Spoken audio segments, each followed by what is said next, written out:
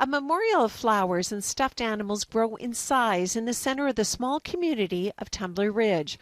On Tuesday, RCMP confirmed the suspect, 18-year-old Jesse Van Rootselaar, who shot and killed 8 people before turning the gun on herself, was a transgender person. We identified the suspect as they chose to be identified in public and in social media. I can say that Jesse was born as a biological male who approximately, the information that I have, approximately 6 years ago began to transition to female and identified as female both socially and publicly. But while most still reeling from the mass shooting are focusing on the victims and their families, a mass of online vitriol has compelled those in the trans community to speak up.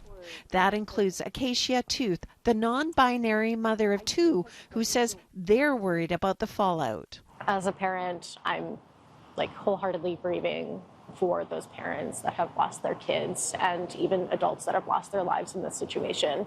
And at the same time, I'm grieving for my community who's now going to be getting that backlash because people will fixate on the fact that this was a trans individual. There's no evidence of an epidemic of transgender mass shooters. The U.S.-based Gun Violence Archives reports less than 0.1% of U.S. mass shootings between 2013 and 2025 were carried out by trans people. StatsCan says 0.3% of the population is trans.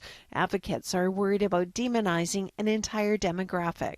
The urgency right now is to extinguish the fire, prevent any copycat crimes, and make sure that Tumbler Ridge can rebuild itself as a community, focusing on the victims, their survivors, and their families. The Victoria Pride Board issued a statement urging everyone to come together in support of those directly impacted and to stand firmly against hatred in all forms. And MP Gord Johns posted to Facebook a statement that says, in moments like this, leadership means choosing facts over fear and care over cruelty. In their briefing yesterday, RCMP detailed a lengthy mental health history with Van Rootselaar, saying they had visited her home multiple times over several years, apprehending her under the Mental Health Act on different occasions, and at one point seizing firearms from the home. The owner of the firearms petitioned to have them returned, which they were.